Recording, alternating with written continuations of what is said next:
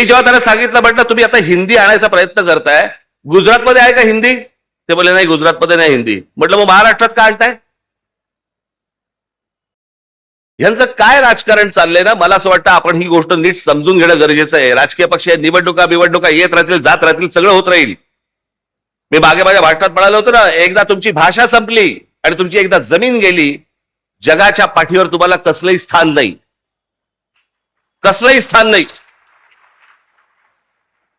मी आता मुद्दा म्हणून तुम्हाला आता गुजरात मधली जागेची परिस्थिती म्हणजे शेती जमीन, बाकीची राज्य बघा तुम्ही. मी या हिंदीच्या प्रश्नावरती पण बोललो होतो. मी तेव्हा माझ्याकडे आले होते ना, जेव्हा ते शिक्षण मंत्री भुसे, त्यालाही मी म्हटलं होतं, मी म्हटलं गुजरातमध्ये आहे का हो? या देशाचे पंतप्रधान आणि या देशाचे गृहमंत्री हे दोघेही गुजरातचे आहेत. अमित शहा एका त्यांच्या इंटरव्ह्यू मध्ये बोलले होते, त्यांना प्रश्न विचारला भाषा वादावरती, तर ते बोले पहिल्यांदा तुम्हाला सांगतो म्हणे, मी काही स्वतः हिंदी भाषिक नाही, मी गुजराती आहे.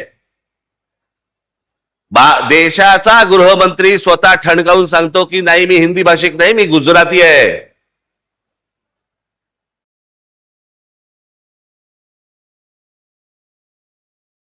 आज पंतप्रधान नरेंद्र मोदी झाल्यानंतर महाराष्ट्रामधले अनेक प्रकल्प गुजरातमध्ये गेले. डायमंड मार्केट गुजरातमध्ये गेलं.